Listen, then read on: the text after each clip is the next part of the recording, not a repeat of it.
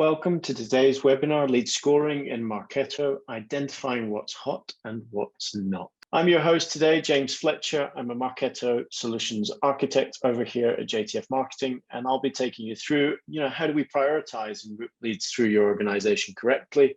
Importantly, what are the different kinds of lead scoring models in Marketo Engage, and how should you choose the right one?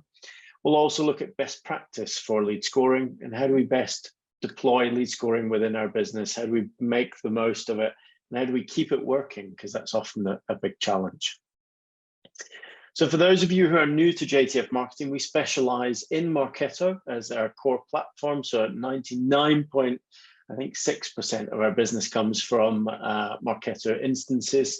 And we help businesses across all kinds of industries, as well as different use cases. We structure our business into three areas: professional services, training, as well as software that plugs into Marketo and fills in some of those pesky gaps like data hygiene.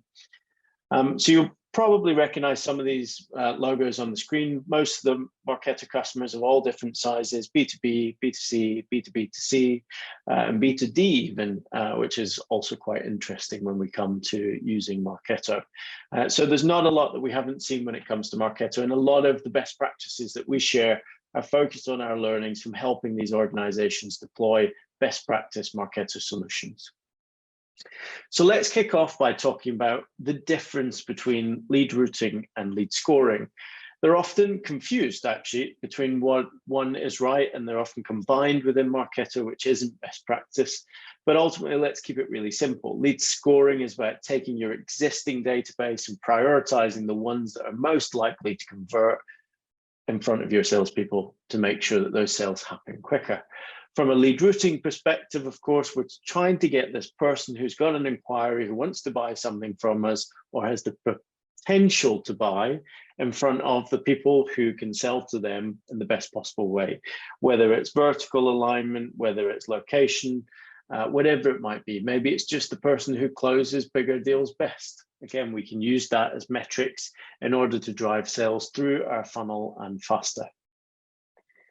Now, the most common thing that we see when looking at marketing automation implementations, and especially Marketo lead scoring implementations, is that actually it's been forgotten. We've built it, it's been established, it's been up and running. So you'll see this example I have here on the screen. It was built in 2018, but actually it was last updated in 2020. We're now 2023. The screenshot was pulled at the end of last year. So hopefully this client has gone in and had a look at this model by now. But ultimately we get into this habit of we build stuff, we leave it to run for a little while, then you come back and go, oh, it's not quite working, it's not quite doing what I want it to do. And then it still doesn't work after you make some amends and you've got other priorities, right? You've got to focus on getting campaigns out the door or driving the stuff that actually value is easier to see. And again, I think one of the challenges with lead scoring models is you can't just set and forget. I think that attitude of we've built it, let it run, doesn't necessarily work. And I'll come to why later on, because I think it's really important that we focus in on the optimizations of these models if we're even going to start building one in the beginning. Now, I often get asked this question, which is, do we really want to go down the route of creating a lead scoring model? And the big answer to that question is it really depends on the volume that you're pushing through your database or the kind of engagement that you're driving through Marketo. So if you're generating lots of inbound emails, then it probably doesn't make any sense to think about a lead scoring model unless you don't have the capacity to control the volume of leads. So let's say you're getting 500 new leads a week and you've got 5 salespeople. They can call 100 people in a week. They can follow up 100 people in a week, as well as manage existing deals. And I'm sure some of you are going, yeah, go and have that conversation with my business development team. But ultimately, again, we're going to look at it sensibly. The investment and the time that it takes to build a lead scoring model might be greater than the value that we'll get out in the short term. If you want to optimize your sales cycle, then it's definitely worth looking at lead scoring. So let's talk about the options of building lead scoring in Marketo. Now, there's 3 different ways that you can build lead scoring in Marketo. The first one being a global lead scoring program is the one that's shown in the example here on the screen. And this is about building a single operational program that is living within the default workspace, for those of you using workspaces, which operates across the board. We've got different activities, as you see down the column here under behavior scoring, and there's demographic as well. You can have all the different levels you want to have. And then we're updating different scores based on specific values. So we say that someone who's visiting the website should get 15 points, and someone who's engaging with downloads or a high value event should get 50 points or 100 points, whatever.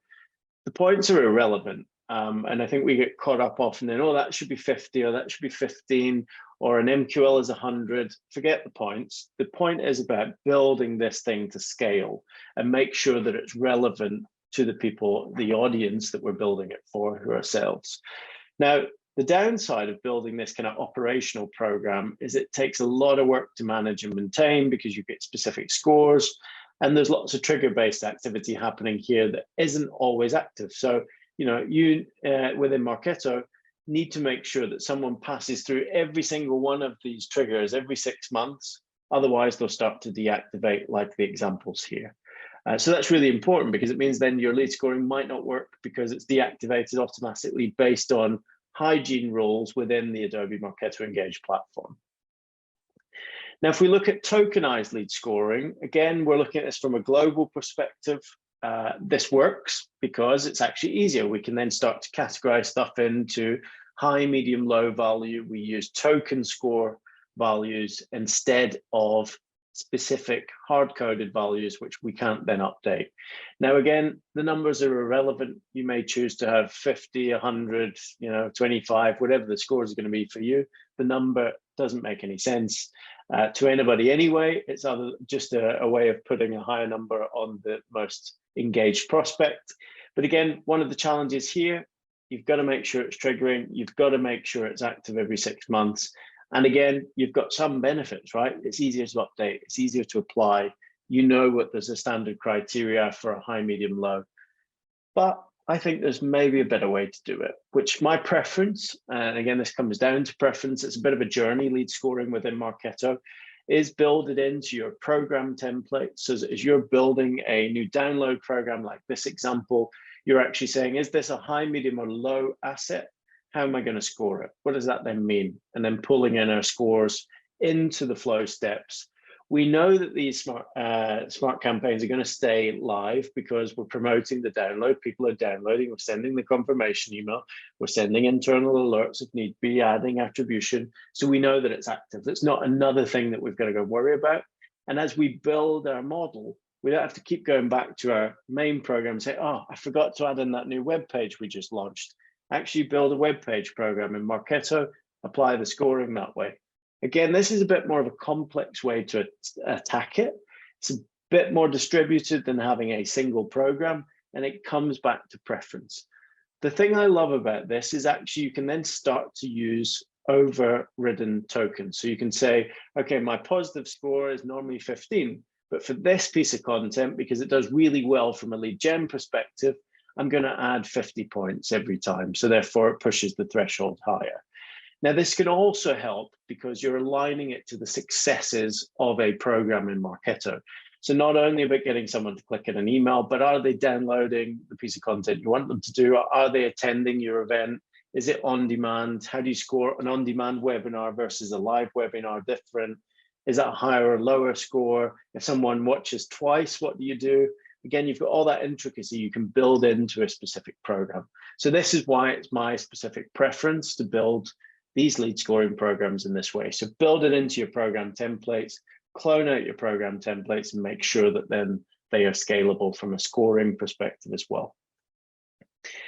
Now, it's all great throwing out these ideas and how do we build it in best practice terms, or what is easiest for you is maybe the case that you will look at.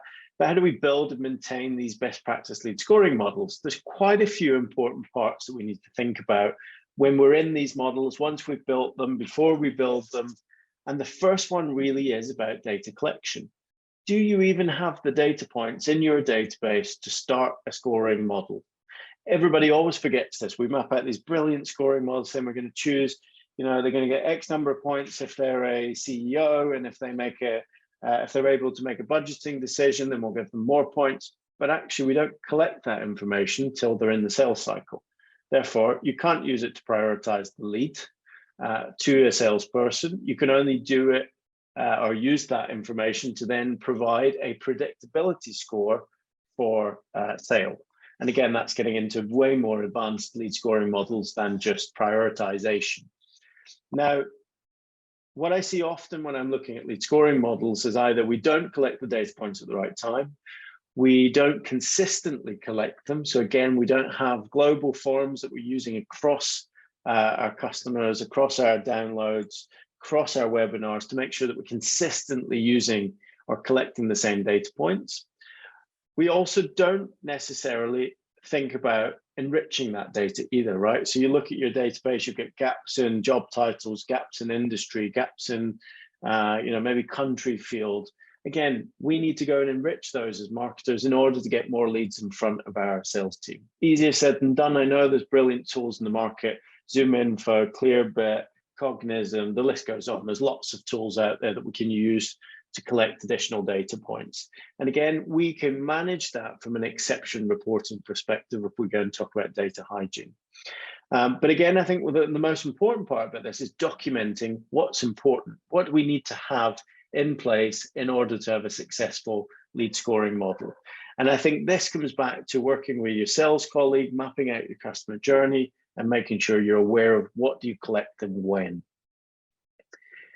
Now, I've already started to talk about data hygiene, but actually of most of the databases that we see from a Marketo perspective, around 25% of the data held is normally duplicate records. What does that mean? It means that we're going to have multiple records for the same individual, getting different campaigns, which means we'll get split intelligence, we'll get data legislation issues, especially as we get into more complex privacy laws. And ultimately, our lead score starts to split. So we might have one record scoring for emails, the other scoring for downloads. How do we bring that together? Of course, you can go in and manually merge these together one by one, but it's not going to give you the opportunity to combine that score if it's two different activities. What it also doesn't allow you to do is make some smart decisions about, well, which lead do we keep? Now, we've built a role-based deduplication tool within JTF Marketing that we can work with you on and support you in deploying, which is always on. So it's going to help you manage this on an ongoing basis, squash the duplicate records, and combine that lead score without losing any of the history for those records. It's really important because actually you don't want to lose the intelligence that we've collected by deleting one record that had the lower score. We want to know everything this person has done in order to make sure that we've made the right decisions. We've then got to make sure that our lead scoring model is aligned to our business objectives. And again, this is something that we often miss. When we build a lead scoring model, again, take that earlier example of something we've built in 2018, it's left, we try and update it in 2020 because our lead threshold has changed. But actually, maybe the business has changed. Maybe the way we look at prospects has changed. Therefore, we might actually choose to change the way the model works. So again, I'll take the example of pandemics, of war, inflation, interest rate rises, whatever it might be. That's going to potentially change the buying cycle of your customer. It's maybe going to make it longer. It might be reducing budgets. There might be new markets that emerge for your products or services. And so therefore, we've got to make sure our lead scoring model is working in the same way. Now, I always use the example of a business who maybe saw an opportunity or a new business line open during something like the pandemic. Previously, we're scoring for businesses in this area, and they're all being prioritized to the salespeople. That's great. We sell, and we're able to sell great there. But actually, the rush or the opportunity over here that's really working is a completely different market. Now, what we want to do as marketers, again, if we think selfishly about marketing attributed revenue, is we want to prioritize the stuff we know we're going to close quickly, but we've obviously got to balance that with this is a good sale or a bad sale. How do we get that information? When I talk about aligning to objectives, I often talk about using win-loss data from within the organization and feeding that back into the lead scoring model. Which industries are we winning business in? Which size of companies are buying from us? Where does the business want to go? Because actually you could be prioritizing the sale of 50 seat licenses for a software when actually your business wants to go after 500 seats. Therefore, we shouldn't really be prioritizing the 50. unless everything's going to the wall. Then we obviously want to sell to whoever we can, but we want to prioritize those bigger deals that we want to focus on and win. So again, it's just about being a little bit subjective about how we apply those scores as well, based on the circumstances of the business. Now, when we talk about the customer journey, this is really important. So within Marketo, we have revenue models within Marketo, and they can be used to visualize different pots of people, right? So down the bottom, you've got a kind of standard B2B model where people will move through these different stages of the buying cycle. The green path to success, of course, is the ideal scenario that someone will go along. But what we might want to do with our lead scoring is apply it in different ways, mix up the content, drive easier engagement once we know who someone is. And I always talk about this from a lead scoring perspective of, if I know that someone isn't a good fit for me, they don't make it past this new stage, right? I'm disqualifying them straight away. Or if someone in an MQL is engaging, they're starting to get information about them, and I learn something about them that doesn't meet the win-loss criteria, again, of where I'm going to win business, I'll disqualify them. Now, that might seem counterintuitive in some respects, because actually what we're saying is we're going to reduce the overall number of leads that we pass to sales, because we've already got signals that tell us that this person isn't the right person for us. Maybe it's the job level, maybe it's the industry, maybe, whatever it might be. Again, we're making some assumptions about those accounts and disqualifying them. Now, I would always say review those disqualifications, of course, in case there's the odd one that appears. Good example is maybe you only go for companies with turnover of 100 million, but actually you've got a VC-backed startup with 50 million in the bank, and they want to buy whatever they want to buy from you. Again, you're probably going to go and sell to them because they've got cash and they want to buy. Again, this is where we can override some of these stages. The idea of this is you don't need lead scoring to tell you who's right and who is wrong. You need to use business decisions to decide people in that market, in that space, in that region, do they work for my business? If not, get rid of them, get them out of the database even. You don't need to be paying for them as much as Adobe Marketo might tell you something different. The other piece of advice I'd give you for maintaining these models is think multi-channel, right? So often when we're in Marketo, we're thinking about fields, we're thinking about data collection, we're thinking about sales engagement, email engagement, but actually we have more channels than that. So we need to bring everything back in to Marketo.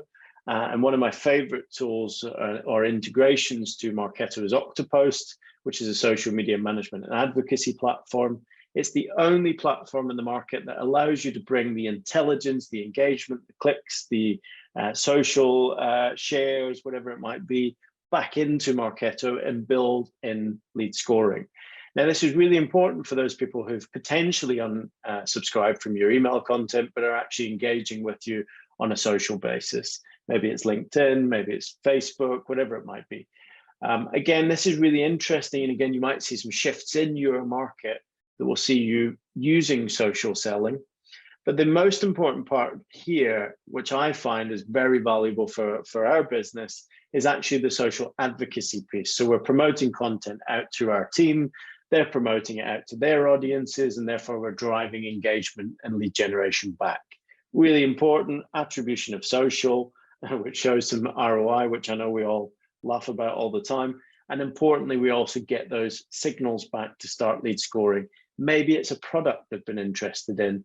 Maybe it's a new service that they're interested in, and you could cross-sell, upsell on existing accounts as well. Now, we can also look at expanding our model, because we often start from really basic behavioral and firmographic, demographic scores, but actually maybe we get social in.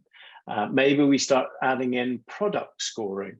So we can actually start to steer the conversation from the salesperson. So I often use JTF marketing as a great example.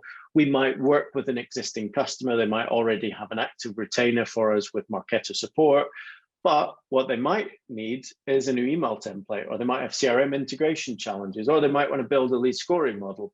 If I start to then score on those different products or services, I can actually give the sales team that information to say, every time someone engages with a lead scoring post, I'm going to add a +1 into this field. And then I'm going to deduct it over time in order to make it an accurate score. But it will give that salesperson an indication of what can I go and talk to this customer about, or prospect. Again, that can be really interesting.